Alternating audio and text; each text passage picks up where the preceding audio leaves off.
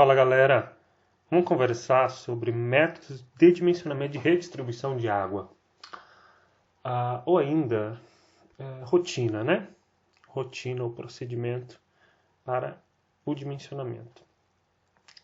Essas mesmas rotinas do dimensionamento, para dimensionamento, elas servem também para a gente poder fazer uma análise que a gente pode chamar de análise hidráulica, né? Para verificar como a rede funciona em termos de pressão e perda de carga na distribuição.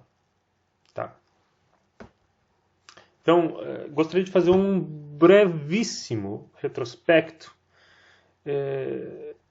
desses métodos, ou da forma, ou do método matemático, né, utilizado para o dimensionamento e para a análise hidráulica da rede. Uma coisa que é muito interessante é porque esses métodos são muito recentes. Né? São muito recentes.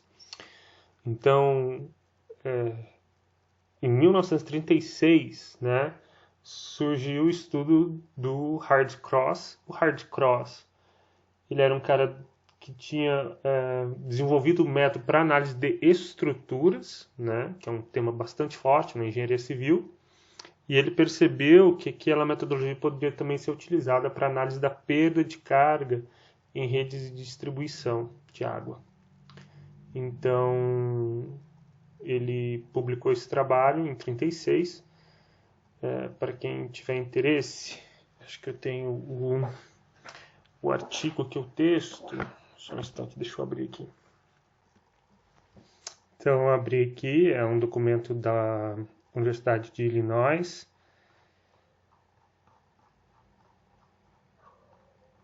Então, aqui você pode ver o ano de 1936. Então, o nome do trabalho dele chama Analysis of Flow in Network of Conduits or Conductors, por Hard-Cross. Então, foi publicado num boletim, né, da universidade. Beleza? Então, é um documento muito importante, né, de fato um estudo que marca, né, a análise e a hidráulica, né, a análise hidráulica e o dimensionamento, né, dos sistemas de abastecimento de água, de redes, né, de tubulações de abastecimento de água. Então aqui dá para a gente ver os diagramas aqui mostrando os anéis, né, de uma rede principal. Então ele testa vários formatos, várias composições, né? Beleza? Só uma curiosidade aí de um documento muito importante. Beleza? Voltando aqui para os slides, então a partir da década de 40, né? Você começa também a ter estudos usando método analógico, né? Assim, tentando fazer analogia entre um circuito elétrico, né, e a redistribuição de água, certo? Onde a corrente elétrica seria o equivalente ou análogo à vazão, né? Por exemplo. E a perda de carga, a diferença de potencial elétrico. Bom, a partir da década de 50 começam a surgir computadores que começam a dar conta de fazer alguns cálculos, né? Em 65, Shamir e Howard, né? Acho que é Uri Shamir e o Howard, eles desenvolvem um método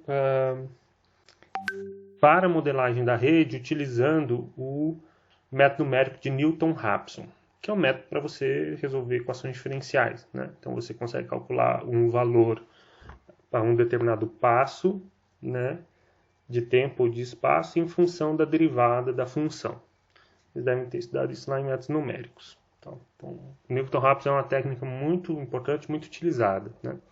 E foi utilizada então aqui na década de 60 para poder desenvolver aí, encontrar um método para resolver as equações de perda de carga, né? Em 70, na verdade em 72, o Wood faz um programa, né? Desenvolve também uma metodologia utilizando Newton-Raphson. Em 78 surge, então, é desenvolvido o método da teoria linear, em que ele lineariza, são funções que não são lineares, mas a ideia é ter um método que lineariza as equações da perda de carga e é um método que converge muito, é um método numérico que vai convergir muito rápido, é exemplo do Newton-Raphson, mas um método melhor ainda, né? Na maior parte das vezes. Bom, enfim, então a história do desenvolvimento das técnicas ela vai se ampliando, utilizando cada vez mais recursos dos métodos numéricos, né? E focando na minimização dos custos, quer dizer, dimensionar uma rede torna-se então um problema de otimização, em que a gente pretende minimizar os custos. A gente falou um pouco sobre a questão dos custos da rede, quando a gente conversou lá sobre adutoras, né? E sobre bombeamento.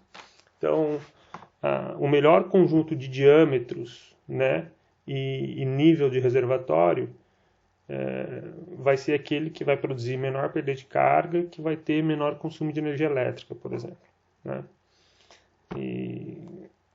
Então, a partir disso, vão surgindo mais modelos, mais formas e procedimentos de encontrar os valores de diâmetro das tubulações e da cota pesométrica, da perda de carga em função da minimização do custo. Tá?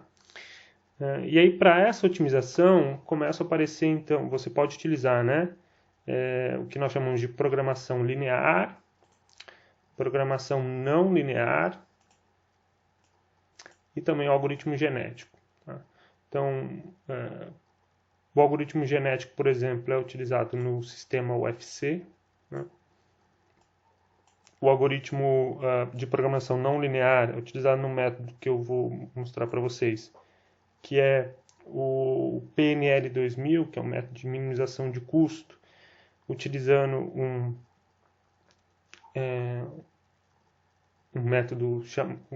algoritmo chamado GRG2, que é do gradiente reduzido, que está dentro do solver do Excel, né? Então é possível utilizar.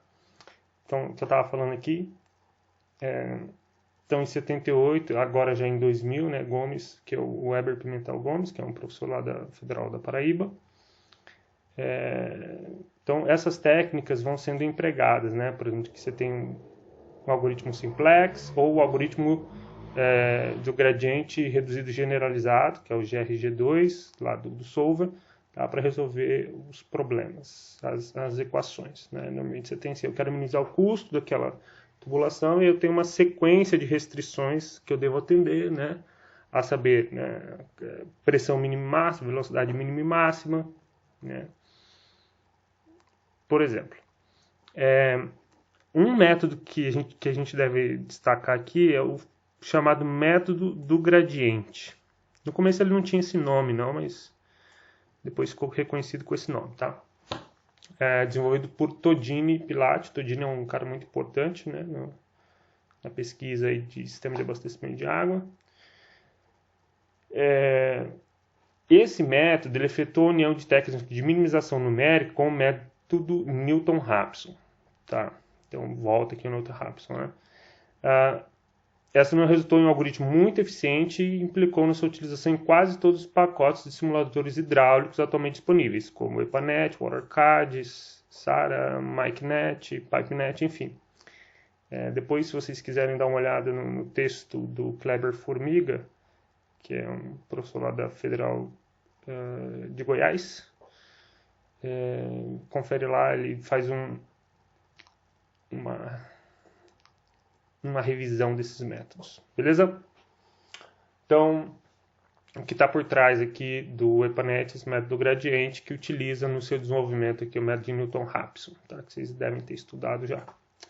Ok, bom, só para fazer uma brevíssima introdução, dizer algumas coisas que são importantes e dizer assim, bom, é algo relativamente recente, da década de 30 para cá e mais fortemente da década de 80, né, década de quase 80, aqui 78, de 80 para cá, e que foram sendo desenvolvidos. O EPANET, por exemplo, é de 1993, eu acho, 93 por ali, e é um software mais utilizado do mundo para análise e dimensionamento de mais simulação e análise, né, de rede de abastecimento de água. E acaba sendo o algoritmo dele, foi desenvolvido em linguagem C, pelo Leo Hossmann, de Cincinnati, nos Estados Unidos, e tem sido utilizado no mundo todo, e é o motor aí, basicamente, o algoritmo do EPANET é o motor aí de vários softwares comerciais, né? Beleza. Então, o que a gente quer quando a gente está dimensionando uma rede, né? Bom, a gente quer encontrar justamente o diâmetro, né, das tubulações, ou ainda verificar o diâmetro delas, a perda de carga e o nível de água no reservatório, por exemplo. Tá? Vamos começar então por uma rede ramificada. Né? Então aqui você tem o exemplo de uma rede ramificada, você tem a dimensão dos trechos, né, o tamanho de cada trecho, e você tem aqui o nível do reservatório, você tem o consumo de água. Né? Você sabe quanto de água vai ser consumido em cada nó desse aqui. É o que você tem. É o consumo da água na rede, né? Que a gente consegue calcular o consumo de água, certo? A vazão de distribuição de água, utilizando K1, K2 a população e o consumo médio. Né? E tendo então a distância, ou seja, o comprimento dos trechos e a vazão, o que a gente precisa encontrar? A gente precisa encontrar os diâmetros, né? E a carga hidráulica. Como que vai ficar aqui a carga hidráulica, a cota piezométrica no reservatório? Será que a cota piezométrica no reservatório é suficiente para abastecer, considerando a perda de carga ao longo da tubulação? Certo? Para isso a gente pode fazer, né, para o caso de dimensionamento de rede ramificada, o uso de uma planilha como essa daqui, tá? No caso de rede ramificada, o problema é relativamente simples, né? Porque a gente conhece exatamente para onde vai o fluxo de água, você não tem aquele problema de fluxo por mais de uma direção, né? Na sua rede, como nas redes malhadas, então isso torna o problema mais simples. Tá? Então aqui nessa planilha a gente vai montar o seguinte, você põe uma primeira coluna com trecho, a extensão de cada trecho, então numera os trechos. Via de regra a gente numera de jusante para montante. Né? Tamanho do trecho, aí a gente coloca a vazão. Né? A gente sabe que cada ponto, né, vai ter, cada trecho, né, vai ter um montante e um jusante, certo? Então, o trecho 1 aqui, por exemplo, tem um nó de montante e tem um nó de jusante. Tá? Então, a vazão que vai sobrar jusante aqui tem que ser zero, né? Porque todo mundo vai consumir água aqui ao longo do trecho. Então, a gente supõe, né, que aqui no final é zero, porque não tem mais para onde ir, não tem mais para onde abastecer. Então, toda a água que está passando nessa tubulação vai ser consumida até o final dela. A gente vai utilizar o conceito de vazão em marcha, né, ao longo da tubulação. E, bom, nesse caso aqui da tubulação 1, a vazão de montante tem que ser igual a toda essa vazão em marcha que vai ser distribuída. Tá? E a gente vai utilizar o conceito de vazão fictícia. Logo mais a gente vai ver como calcular. É essa vazão fictícia que a gente vai colocar na fórmula, tá bom? Lá na fórmula da perda de carga. Né? Ok. Aí vai ter uma coluna para o diâmetro, certo? Que em função da vazão a gente pode encontrar o diâmetro a partir daquelas tabelas que eu apresentei na aula anterior. Com o diâmetro a gente calcula a área, né? Então se a gente tem vazão e a gente tem área, a gente calcula a velocidade. Tá? Com essas informações de vazão e velocidade, a gente consegue calcular a perda de carga em cada trecho. Então a gente já está completando bem a tabela, né? Calculando o diâmetro, a velocidade e a perda de carga aqui em cada trecho. Por que eu tenho que calcular a perda de carga? Para eu saber a cota piezométrica em cada ponto, né? Então eu sei que eu estou a um certo nível aqui, digamos 85, e desse trecho aqui do local do reservatório até esse trecho aqui, por exemplo, na ponta seca do trecho 5, eu vou ter uma perda de carga na tubulação 8, uma perda de carga na tubulação 7 e uma perda de carga na tubulação 5. Então, a pressão do último usuário aqui tem que atender a norma de 10 metros por coluna d'água. Será que essa cota pesométrica aqui de 85, retirando todas as perdas de carga ao longo dessas tubulações, a água vai chegar aqui com uma cota, com uma pressão, né, com uma cota pesométrica que atenda esses 15 metros por coluna d'água, né? Então, esse cálculo é extremamente importante. Basicamente, é isso que a gente vai fazer para fazer o dimensionamento, né? Considerando que você tem aqui 72,5 metros de cota, né? Então, 72,5 metros de cota mais os 10 metros no mínimo, ou 15, dependendo do problema, 10 metros de coluna d'água, isso vai para 72 mais 10, 82,50. Então, esse 85 aqui, né, vai ter que... eu posso ter no máximo a perda de carga aqui de 85 menos 82,50, ou seja, 2,5 metros por coluna d'água de perda, né, para conseguir atender esse ponto, certo? Tá, então esse é mais ou menos o raciocínio, a gente vai ver na planilha como é que fica. Então, depois que a gente calcula a perda de carga em cada tubulação, a gente vê o quanto de energia está perdendo, né? O quanto de cota pesométrica a gente vai perder. Então, é possível calcular a cota pesométrica em cada trecho. Então, observe, a gente está fazendo tudo por trecho, tá? Não é por nó de consumo, é por trecho de tubulação, porque a gente quer calcular o diâmetro da tubulação. Ok? Então, a gente pode, além de calcular a cota pesométrica, a montante, né? A gente pode calcular a perda de carga em cada tubulação e lógico, a cota pesométrica de jusante. Então, para cada trecho, eu tenho a perda de carga montante, a perda de carga ao longo da tubulação, né? Desculpa, a cota pesométrica montante, a perda de carga ao longo da tubulação e a cota pesométrica jusante. E aí, para a gente avaliar a pressão disponível naquele ponto, a gente precisa saber a cota do terreno, né? Então, eu quero chegar, no fundo, eu quero atender a minha cota pesométrica, né? Mas para fazer o cálculo dela, eu preciso saber, então, a cota do terreno, de montante e jusante, certo? Então, é legal que aqui a gente consegue fazer o dimensionamento do trecho e avaliar a carga de pressão, a pressão disponível em metros por coluna d'água para cada ponto, ou seja, para montante e jusante do trecho. Beleza? Depois da análise, depois do dimensionamento, o que a gente vai ter de resultado? A gente vai ter uma planta com, né, o projeto. O que eu preciso informar nesse projeto? Preciso informar o tamanho do trecho e o diâmetro dele, basicamente, né? Então, é isso que me importa.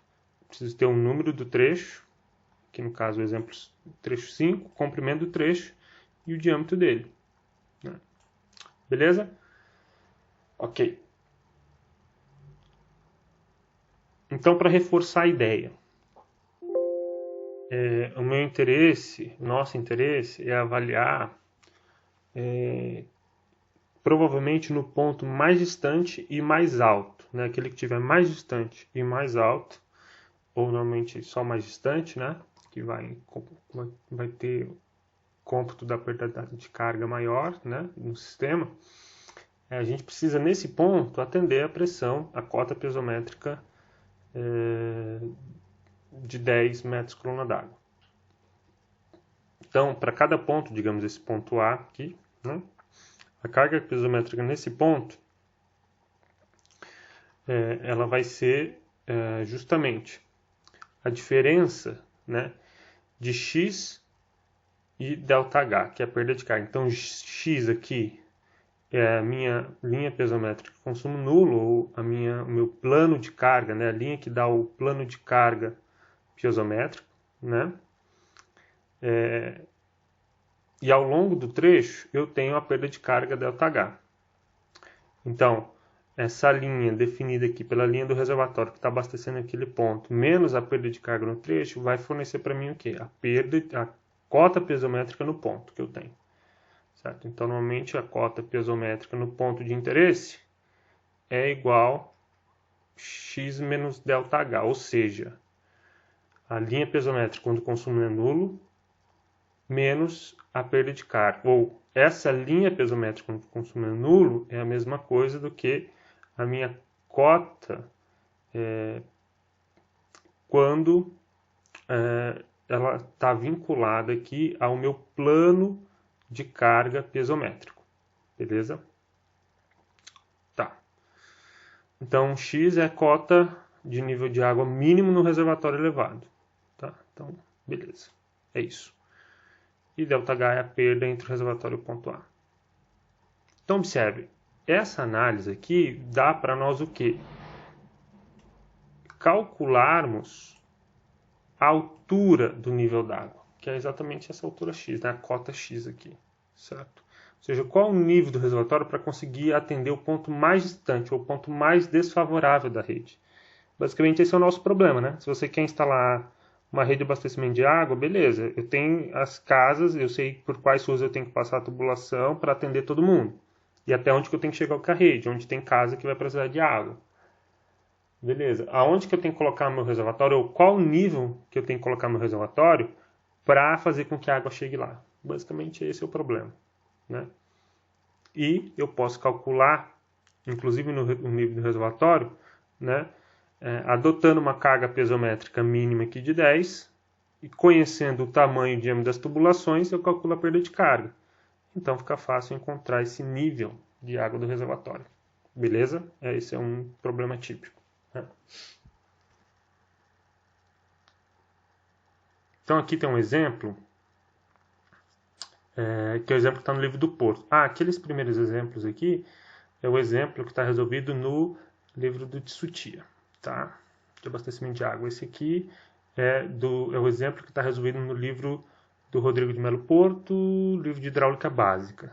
Então, vamos dar uma olhada nesse exemplo com mais atenção agora. Eu vou mostrar para vocês o passo a passo para preencher a planilha. Vamos lá. Dimensionar a redistribuição de água de uma pequena comunidade, cuja planta e topografia do terreno são mostrados aqui acima. Determinar a cota, determinar a cota do nível d'água no reservatório para que a mínima carga de pressão dinâmica na rede seja de 15 metros por coluna d'água. Tá? Nesse caso aqui não 10, mas 15. Então, pede-se. Determine a máxima carga de pressão estática e a máxima carga de pressão mínima na rede. Beleza. Quais são os dados que eu preciso? Eu preciso calcular a vazão que eu vou distribuir. Né? Então, eu preciso da população, do consumo médio, K1, K2. Né? E para calcular a perda de carga, eu vou utilizar ou a equação de Hazen-Williams ou a equação universal de Darcy-Weisbach. Então, eu preciso ou do valor do C das tubulações, do coeficiente de Hazen-Williams, ou do valor do fator de atrito, da equação de perda de carga universal, que é o F. Então, o problema dá que a população de 2.900 habitantes, um consumo médio per capita de 150 litros por dia, K1 igual a 1,25 e o K2 igual a 1,5. O F, fator de atrito lá da equação da perda universal de carga, é 0,026. E o trecho entre o reservatório e o ponto A, então esse trecho aqui, que é o trecho 5, entre o reservatório e o ponto A aqui, esse trecho de 400 metros, é onde inicia a rede e não terá distribuição em marcha. Então, eu não vou ter distribuição de água aqui. Tá? Não vou ter distribuição de água aqui em nenhum ponto. Beleza? Então, não tem distribuição de água. Ou seja, a água vem para cá para ser distribuída a partir desses trechos. Então, a estratégia é começar a dimensionar aqui do trecho mais ajusante, que provavelmente é o mais favorável, né? Ele está aqui na cota 85, beleza? O reservatório está aproximadamente na cota 115. Então, você tem aqui as curvas de nível, né? E fica fácil calcular a diferença de cotas. Então, aqui do reservatório até o nó final aqui de consumo do trecho 1, o nó de jusante do trecho 1, nós temos 30 metros de desnível, de diferença. Ok.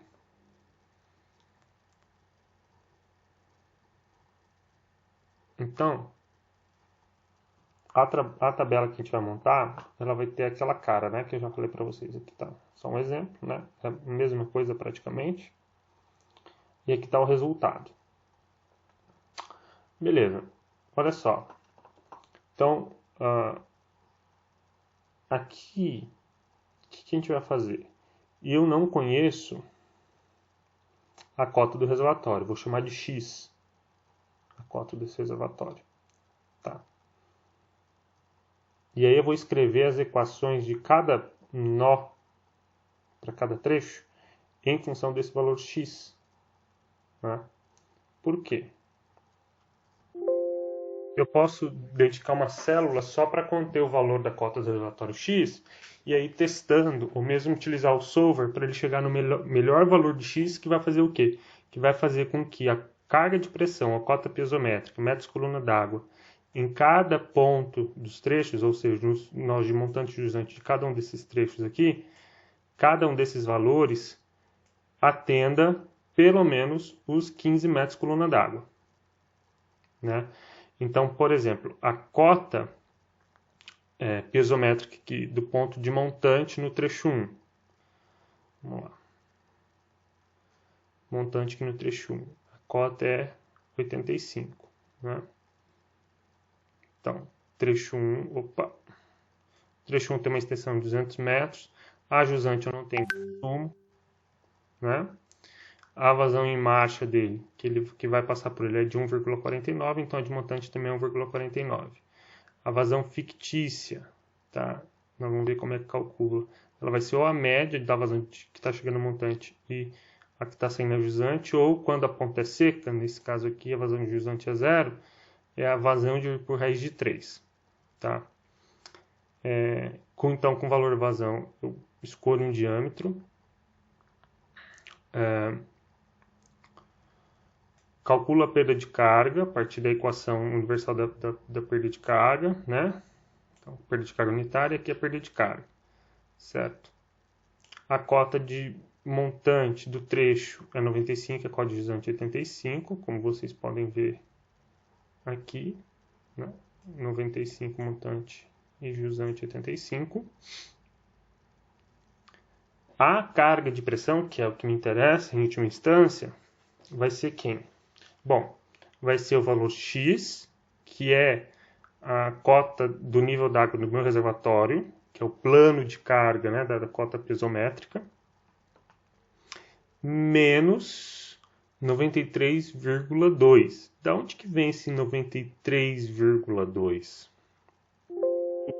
99,32. A gente sabe que cota de pressão vai ser a cota piezométrica, né, que é a cota do terreno.